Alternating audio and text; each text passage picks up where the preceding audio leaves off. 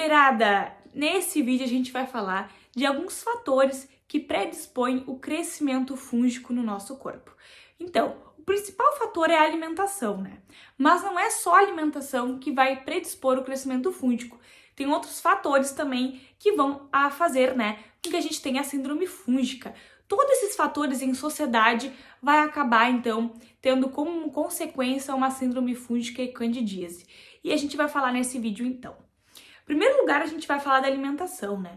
A alimentação é o fator mais importante para ter um desenvolvimento da síndrome fúngica.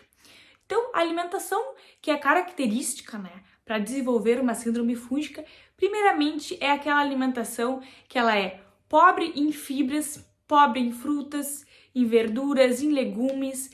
Então, tu vai comer, tu só come ali arroz, feijão e carne, ou substitui o almoço e a janta por lanches, né? Acaba sendo aquela alimentação mais pobre. Quando a gente tem uma alimentação pobre em fibras, o que acontece? A gente tá deixando o nosso corpo, né, deficiente das fibras, né? Que é algo muito importante para o funcionamento, principalmente do nosso intestino. E essas fibras também, elas são importantes porque elas alimentam as bactérias boas do nosso intestino. E quando alimento as bactérias boas, eu não estou alimentando os fungos, né? Então, onde a gente tem fibras? Geralmente a gente vai ter fibras numa farinha de boa qualidade, tá? A gente vai ter fibras em legumes, em verduras, nas frutas, nas cascas das frutas principalmente. A gente tem uma boa qualidade de fibras, né? Sementes como linhaça, chia também, tá? Então é interessante que a gente tenha uma alimentação aí muito rica em fibras, tá? E essa alimentação pobre em fibras, verduras, frutas, vai então acabar desencadeando na síndrome fúngica. Outra característica da alimentação, que alimenta os fungos, é aquela alimentação que é rica em farinha branca. Aquela farinha comum, né, gurias, do mercado, farinha de trigo. Depois nós temos também o açúcar de cana, o açúcar comum também, aquele açúcar alimenta os fungos. Então, quando eu tenho essa alimentação rica em farinha e rica em açúcar, é uma alimentação perfeita aí para alimentar os fungos e aí dar a candidíase, né? Então, outra questão também que a gente tem que evitar, né, que acaba desenvolvendo fungos, é aquela alimentação rica em processados. Por exemplo, em vez de tu comer o almoço, arroz e feijão, tu vai lá e come um lanche. Eu vou comer um pão mesmo com queijo e presunto aqui. Isso não é uma alimentação de boa qualidade. Ou tu vai lá no mercado e compra uma pizza de pacote ou uma lasanha pronta, né, gurias? Isso é uma alimentação que ela tá sendo rica em processados, industrializados.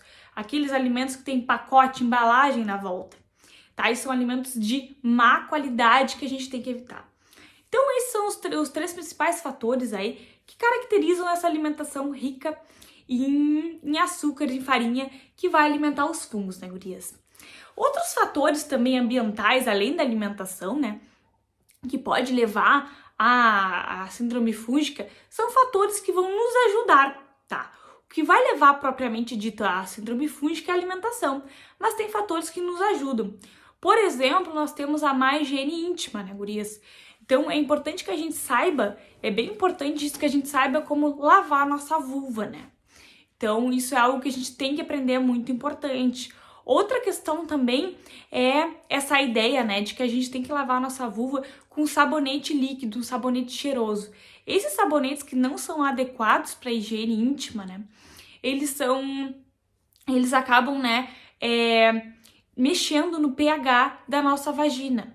E quando a gente mexe no pH, pode ser que esse pH fique aí, mais favorável a desenvolver fungos.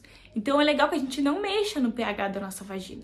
E neste caso, quando a gente não mexe no pH dele, então é legal a gente usar o quê? Só água, tá? Usar só água para lavar nossa vulva, ou se não usar um sabonete neutro, usar um sabonete de glicerina e não usar esses sabonetes cheirosos, que vão causar uma maior sensibilidade na pele da nossa vulva.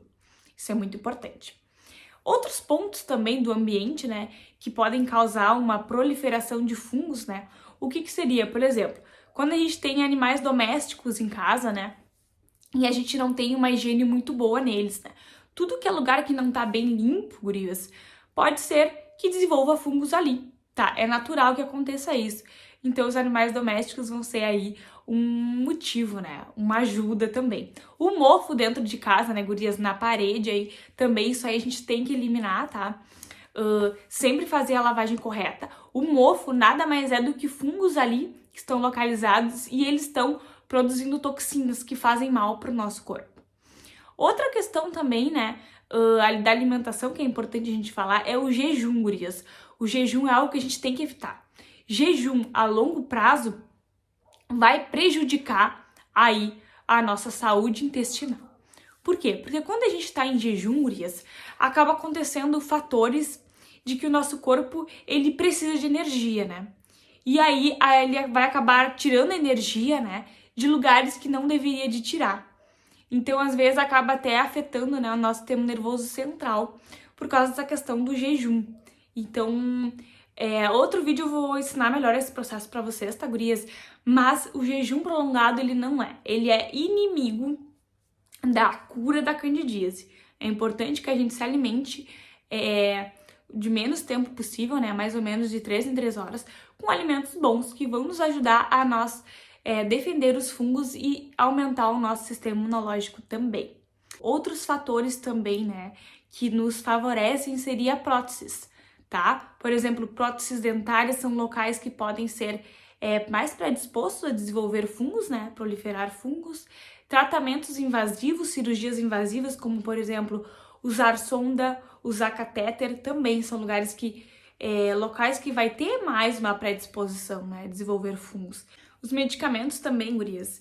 Vários medicamentos que a gente usa, a gente vai no médico toda hora, o que acontece? Vai lá e usa um antibiótico, ou usa um antiácido, o anticoncepcional que a gente usa também, né, gurias? São medicamentos aí que eles vão mexer na nossa microbiota intestinal e vão nos piorar aí a nossa microbiota e vai fazer com que esse desequilíbrio pode causar uma maior proliferação de fungos, tá? Mas no outro vídeo eu vou explicar melhor sobre os mecanismos dos medicamentos, né, que a gente usa e pode nos piorar. Outra questão também é a diabetes, né, gurias? Às vezes quando a gente tem diabetes, não quer dizer que eu não vou conseguir curar a candidíase, né, bem pelo contrário, mas a diabetes, ela dá uma dificultada aí, né, gurias? Por quê? Porque a gente vai estar sempre com a glicose alta no sangue, tá? Então favorece aí a alimentação dos fungos. Os fungos, eles se alimentam, né, gurias? Como nós.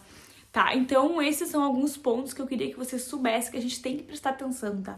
A nossa alimentação, né, que é o foco aqui do curso, e alguns fatores ambientais aí que a gente vai cuidar dentro de casa para manter tudo sempre limpinho. Cuidar também esses produtos químicos, né? Produtos químicos, metais tóxicos a gente vai evitar, tá? Então tem muitos produtos que às vezes a gente usa que não são legais para nossa saúde, tá?